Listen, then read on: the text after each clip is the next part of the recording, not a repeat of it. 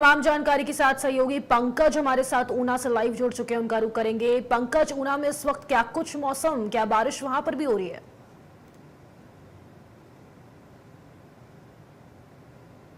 आपकी आवाज नहीं पहुंच पा रही है बारिश हुई पंकज। थी, तेज हवाएं चली थी और कहीं ना कहीं डर का माहौल एक बार बन गया था। और यहाँ पर अगर मैं बात करूं पंकज, तो आवाज यहाँ पर पहुंच अभी रही है आपके मौसम पास? की अगर म्यूट जी, जी बताइए। मैं ये कह रहा था कि बारिश अभी नहीं हो रही है, हल्की हल्की बूंदाबांदी अभी हुई थी और देर रात बारिश और तेज तूफान जो है वो चला था, जिसने लोगों को डरा दिया था। पर लेकिन अभी काले बादल मेरे पीछे आप देख सकते हैं कि छाए हुए हैं और हल्की सी धूप भी जो है वो निकल रही है। पर लेकिन जो लोग राहत का इंतजार कर रहे थे, बारिश होगी राहत मिलेगी, वो राहत अभी तक नहीं मिली है। हल्की बारिश हुई है, टेम्परेचर में गिरावट आई है, 43 से 32 डिग्री टेम्परेचर मौजूदा पहुंच चुका है। पर लेकिन जितनी राहत चाहिए थी उतनी राहत अभी नहीं मिल पा रही है। और अगर बात करें बागवानों की, किसानों की, तो उनकी क्या स्थिति है इस वक्त? क्या ये बारिश उनको फायदा पहुंचाएगी? देखिए, अगर बारिश होती है तो कहीं ना कहीं किसान तो खुश होते हैं। और जहां हम मौजूद हैं, ये एक नर्सरी है, घंडावल की नर्सरी है, वन विभाग की नर्सरी है।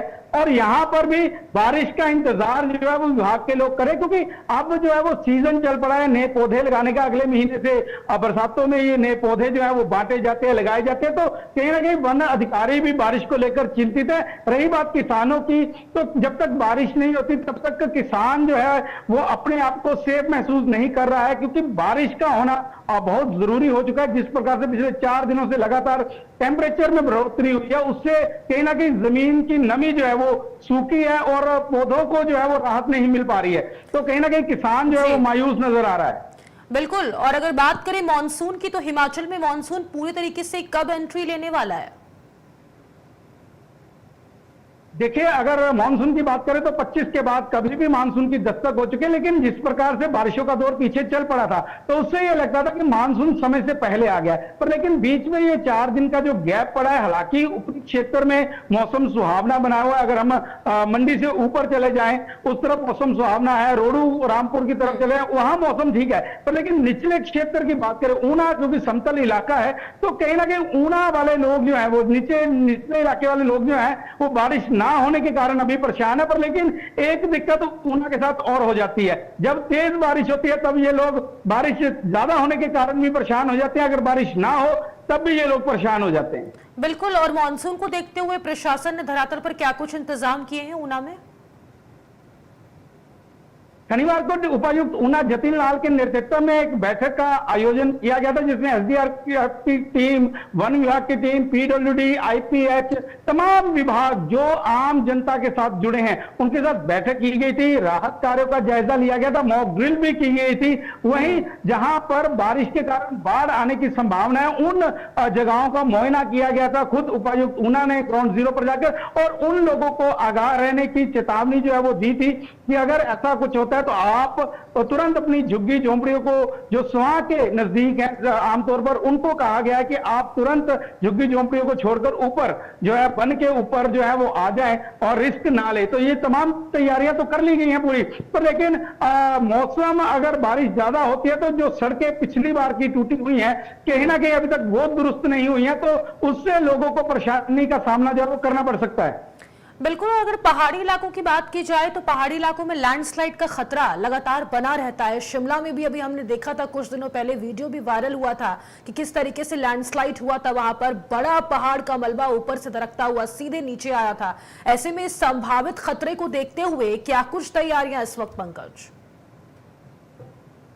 बिल्कुल आप ठीक कह रहे हैं। सजौली का मामला था वो, जब 4 दिन पहले जब पहाड़ी का अचानक हिस्सा जो है वो गिर जाता है। पर लेकिन ऐसे किस्से आगे भी नजर आएंगे, ऐसे हादसे आगे भी हो सकते हैं, क्योंकि मंडी कुल्लू वाला जो मार्ग है, ओट से आगे वाला मार्ग जो है या उससे पीछे वाला मार्ग है, जहां पर अभी टनल का काम पूरा नहीं हुआ है, तो वहां पर ये समस्याएं ज्यादा आ सकती है। उस कारण रास्ते बंद हो सकते हैं। लोगों को जो टूरिस्ट जो कुल्लू मनाली से ऊपर जा रहा है टूरिस्ट, उनको ज्यादा दिक्कतों का सामना होगा, क्योंकि कहीं ना कहीं और वैकल्पिक मार्ग उस मार्ग पर नहीं है। तो कहीं ना कहीं सतर्क रहने के निर्देश जो हैं तमाम उपायुक्त, चाहे वो मंडी डीसी हो चाहे कुल्लू हो, तमाम ने जो है एडवाइजरी लोगों को जारी की है। और टूरिस्ट को स्पेशल हिदायत दी गई है, जहां ज्यादा बारिश हो रही है आप वहां पर ना रुकें। अपना जो भी शेड्यूल आप बना रहे हैं, मौसम को मद्देनजर रखते हुए, मौसम को ध्यान में रखते हुए अपना शेड्यूल बनाएं, क्योंकि हिमाचल में कभी भी बारिश कब हो जाए किसी को कुछ पता नहीं। ठीक है, बहुत शुक्रिया है आपका तमाम जानकारी साझा करने के लिए। तो मौसम जो है वो शुक्रिया हिमाचल फातिमा। प्रदेश में इस वक्त लगातार बदलता हुआ नजर आ रहा है। आप देख रहे हैं कि लगातार पर्यटकों के लिए भी एडवाइजरी जारी की गई है। शिमला में इस वक्त काले बादल छाए हुए हैं, आंधी तूफान का अलर्ट जारी किया गया है और अलग अलग जिलों में इस वक्त तापमान अलग अलग बना हुआ है। लोगों को सतर्कता बरतने की एडवाइजरी जारी की गई है। मौसम विभाग ने यह जानकारी दी है।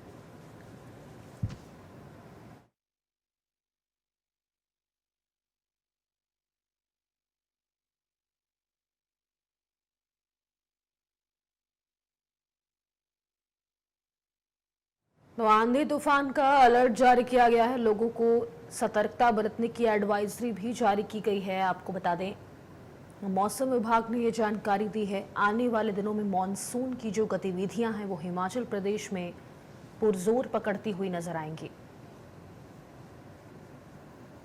फिलहाल मैदानी इलाकों में पिछले 2-3 दिनों से तापमान में बढ़ोतरी हुई है और अब मौसम विभाग ने आंधी तूफान का अलर्ट जारी किया है। लोगों को सतर्कता बरतने की एडवाइजरी दी गई है। मौसम विभाग ने ये जानकारी साझा की है। वहीं मौसम पर लगातार प्रशासन जो है वो नजर बनाए हुए है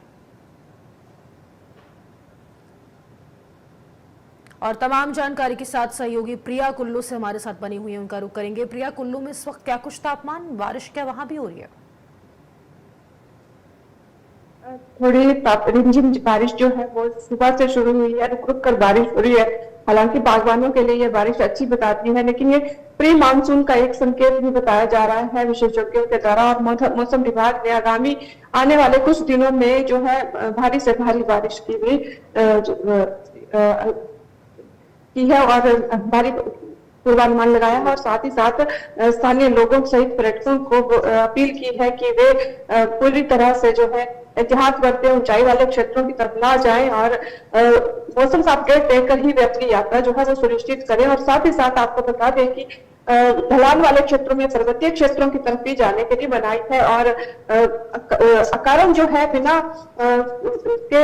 अकारण जो है यात्रा के लिए मनाही है और साथ ही साथ बताया। ठीक है प्रिया, बहुत शुक्रिया है आपका तमाम जानकारी साझा करने के लिए।